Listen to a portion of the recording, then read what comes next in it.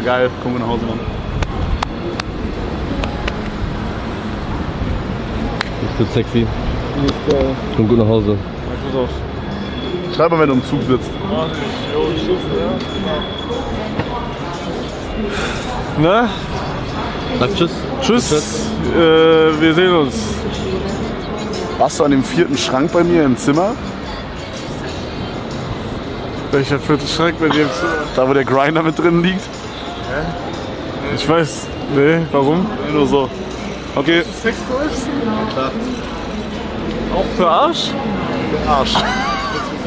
Warum? Ich wollte mal testen. Ja, ich kann das ja ein bisschen ekelhaft. Sag ich ehrlich, trotzdem ist er eigentlich. So, was gut. Ciao, ciao. Ciao.